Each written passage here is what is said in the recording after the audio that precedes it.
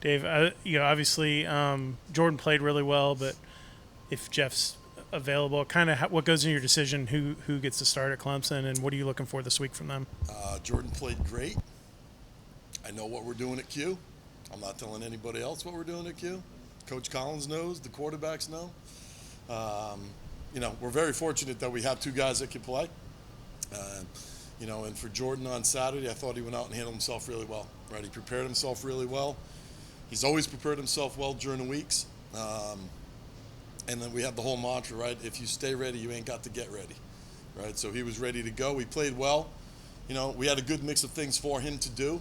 He threw a bunch of bubbles and took some hitches, and we took one and rolled it out, for a touchdown, a 40-yard touchdown off a hitch. Kyrick did a nice job, and then we threw a few down the field too. He did a nice job standing in there, ran the show, played with good confidence, good composure. So super excited about where those guys are. Rod.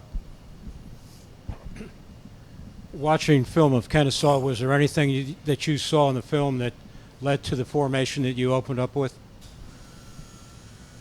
Actually, Coach Collins said, "Hey, this would be really cool," and we said, "Yeah, you're right." And when the ball says, "Hey, this would be really cool," we could get Jameer on a speed sweep. We said, "Yes, sir." And we went in and figured out what the best way to do it, and then built a few plays around it. That's what we talked about for a while, right? Around those kind of guys where you have a guy like Kyrick that can catch and put him out in the slot. You do the same thing with Jameer. Dante motioned out.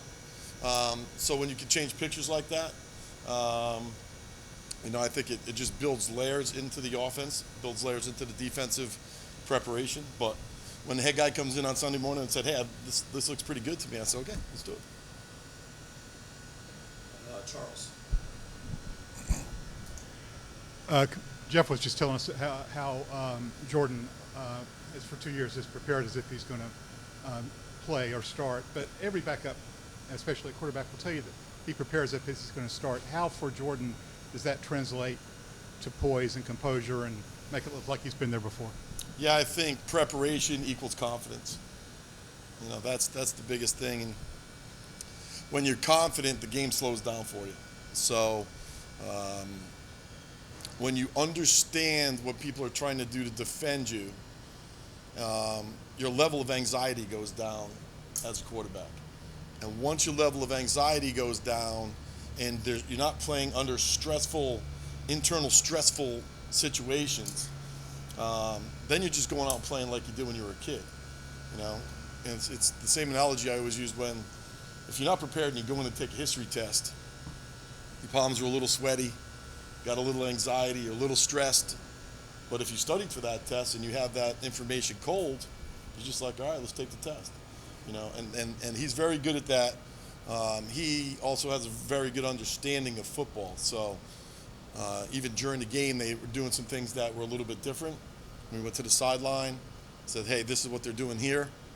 These are the plays that we're going to run to attack that." He just said, "Okay." Got all the guys together, said, "Hey, we're going to do this." They were like, "Cool." So that's what happens after a couple of years in the system. Now you can make those adjustments on the fly, and everybody just goes, "Yep, I got it." And I put the headset on. I tell Brent, "Hey, this is what we're going to do." And he tells the line, "This is what we're going to do." And everybody just kind of, okay. So those in-game adjustments also become much easier with veteran quarterbacks. Coach Patenaude, your four horsemen running back showed to good effect again this week. Any chance we might see a two-back set this week or going forward? Well, we saw a couple two-back sets, but they didn't stay in the backfield very long. Yeah, I mean that's always a possibility, and we've talked about that for a while. It's being able to use their specific skill sets. So even on one of those, the opening play of the game, we were in 21 personnel. But we just weren't in a 21 personnel set. So, your ability to move in and out of those sets with different people or present different pictures, becomes a little bit of an issue for the defensive coordinator in that, are you making calls for 21 personnel or 20 personnel, or are you making calls for 10 pictures, double wide pictures, and, then resetting to different formations. So, yeah, that's all in the mix. Coach, I wouldn't ask you for your game plan or anything, but does things change with your play calling and how you approach things when you go against a team like Clemson? And also in practice, do you feel like you have to tell your guys, look, we can win this game, or do you guys feel that confidence regardless? No, I mean, at the end of every week, you're going to wipe the slate clean, and there's a lot of similarities with the defensive structure, and you have to evaluate the personnel to see exactly where your matchups are your best matchups. You have to try to minimize matchups that you don't feel great about. And then you have to just pick from that surplus of plays that you've worked on, in your catalog that says, hey, versus this look, these are good things. And you go back and you look at what other people did and had success with or didn't have success with, and you build your plan from there. So the core of all of the things that you're going to do are your weekly things. We're going to run the same plays, weekly, but you try to change the presentation so that the linebackers' eyes of what they've watched and the safety's eyes of what they've watched on tape of you, either these first two games or the compilation of cut-ups that they have from last year, doesn't look the same, but you're running the same plays. And then, from a confidence standpoint, we don't really talk about the other guys. This was the extent of the conversation that we had day one, Monday morning was, hey, they're really good. They're really good players. They're well coached. So that's it. Let's go play. Let's worry about what we do, and let's go in there with a bunch of confidence and see how it goes. In the first two games, what have you seen with the progression of the offensive line as far as pass blocking goes? And I guess you could throw Jordan Mason in there because he seems like he's done a good job there. He has. I mean, two of the best blocks in the game were Jordan Mason coming around the horn on those speed sweeps. I mean, he looked like old school WWF coming off the ropes and giving a guy a shoulder block. You know what I mean? And he hit the kid in his helmet snapback. So he's playing physical. And, I think the thing for JP is what the NFL guys want to see is, yeah, you can run the ball and you're a big, strong kid, but can you pass pro? And when you get out and lead that thing around the horn, are you going to be physical? Because in the NFL, you have to be able to run down a kickoff. You got to be on punt. You have to be able to play special teams. So he's taken that to heart and has really done a really good job with that. Saturday, I felt like we were going to go in and control the line of scrimmage with our O-line against Kennesaw's D-line. We certainly established the line of scrimmage very early in the game. I think we stubbed our toe a little bit in the middle of the third quarter, kind of fell off rhythm a little bit, but we're able to pick it up in the fourth quarter and finish pretty well. So, yeah, the offensive line has played great. Okay. If I could follow up on that, just playing Clemson's defensive line, 5 stars across the board and so forth, kind of what are your thoughts, concerns about that particular aspect of the game? I mean, at the end of the day, you got to run your plays.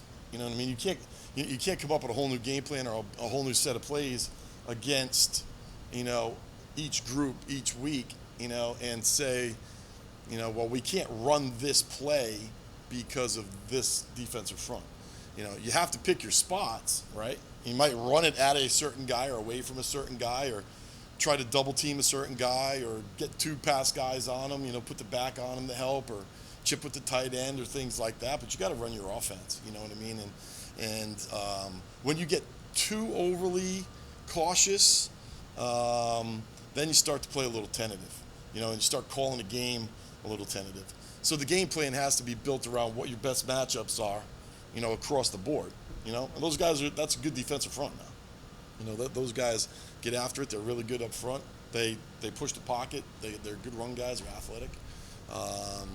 But when you put the pads on and the lights come on, the 5 stars don't mean anything, right? It's, are you willing to, go after people and sometimes you use that as motivation to, try to dent the line of scrimmage. Do a couple more. We'll do Kelly. There are 2 guys I wanted to ask you about from the last game. One was Billy Ward, and your heavy set. It seemed like he did some nice things. And then also, Kyrick just seems to give you a different dimension you haven't had yet in the slot with his ability to break tackles, and just his vision on the field is a lot better than maybe some of the younger guys. Can you just talk about, I guess, each of those guys and what they're bringing to your offense. So the great thing with Billy Ward is he's 6'4", 255, right? He's got heavy hands. You know, he's got big old calves. You know, he's a big, strong guy. So he's good at the point of attack. He can move you at the point of attack. Where you saw kind of like Dylan Leonard was out in space and was just killing that kid in the slot. But a little bit shiftier, looser hips, you know, where Billy's got some true, you know, country power, you know, where he could just come off and run you out of there. And he's still growing. You know, he's still growing, and he's getting more and more opportunities. And, you know, hopefully we'll get Dylan Devaney back here soon, too, so you got even more of a mix. And then Jack Coco did a really good job at, you know, in his spots where he does some things that none of those guys can do. And Kyrick, I mean, you know, his football IQ is through the roof. So he understands how to run routes. He understands how to set somebody up. You know, we threw him a comeback off of naked, and, you know, he gave the kid a little double move and gave him a little burst at the end and snapped it off at the top of the stem, ran a really good route. And he just understands, and he's such a great competitor, you know, that he's got this like mentality that, you know, I'm going to go out there and I'm going to dominate you. I don't care who it is. And he's been well coached in his career, you know, coming out of the program that he came out of. But he just has such a sense of maturity. There's, like, we go to Clemson. He's not going to be overwhelmed. You know what I mean? He played at Michigan. He played at Ohio State. I mean, he's a veteran dude. You know, so those things don't affect him at all, and it shows on how he plays. Okay, last one. Of course, the quarterback play has been the question, and it's been great for the most part. But Jordan Yates has been sacked 5 times in the first 2 games. Just going to a game against Clemson, against a top 10 opponent, what are you emphasizing to your guys just about not creating turnovers and when to get the ball out quick and those different things that matter in the game? Just answer my question, right? Get the ball out quick, right? Don't hang on to it. Make good decisions. That doesn't mean you just have to throw bubbles and quick game all day, right?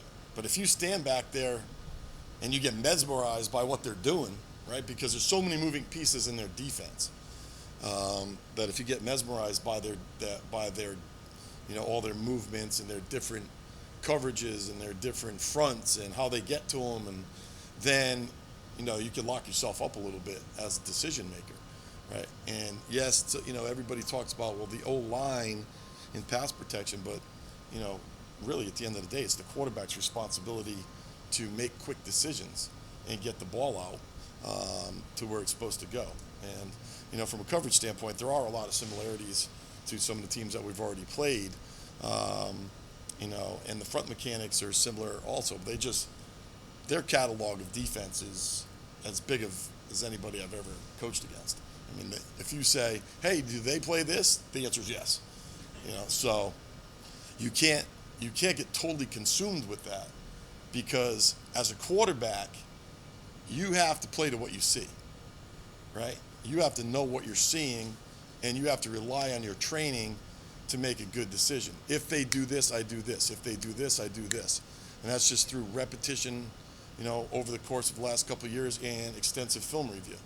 Right? And if you get, you know, the guys that you see at that position that take a lot of sacks are guys that can't make decisions, can't get the ball out. You know, so at that point, it comes down to the collective of the backs, the tight ends, the O-line, the scheme, right, and the Q making a good decision on, you know, being able to get the ball out. But